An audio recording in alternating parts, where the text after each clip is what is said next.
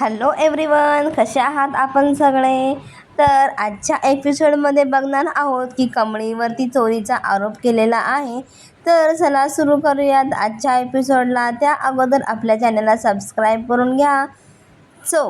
आजच्या एपिसोडमध्ये कामिनी असते, ती कमळीवर ते चोरीचा आरोप लावते आणि कमळी हे सिद्ध करण्यासाठी प्रयत्न करते. जे निंगीला कानातलं दिलेलं असतं त्याच्यावर निंगी बोलते की कमळी काहीही झालं तरी माफीनामा लिही आणि हे सिद्ध करूयात की हे तू चोरी केलेली नाहीस म्हणून. पण जो अनिका आणि कामिनी बोलू लागतात की कमळीनेच चोरी केलेली आहे.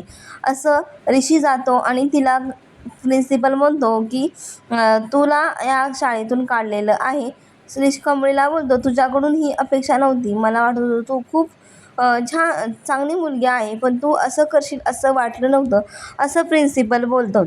पण ऋषी इकडे विचार करतो की कमळीला जर कॉलेजमधून काढलं तर कमळीचं 10 दिवस 6 दिवस असं एवढं काही नाही, पण कमळीसाठी खूप जास्त आहे, असं ऋषी बोलू लागतो. तर इकडे कमळी जी असते ती इकडे लहान मुलांना शिकवत असते, जे की त्यांना इंग्लिश येत नसतं म्हणून ते इंग्लिश शिकते. तर अशा प्रकारे कामिनी खूप बोलते, खूप हे करते की कमळी अशी कमळी तशी. पण कमळीने सिद्ध करावं की कमळीने हे केलेलं नाही. तर भेटूयात नेक्स्ट प्रोमोमध्ये. Bye bye.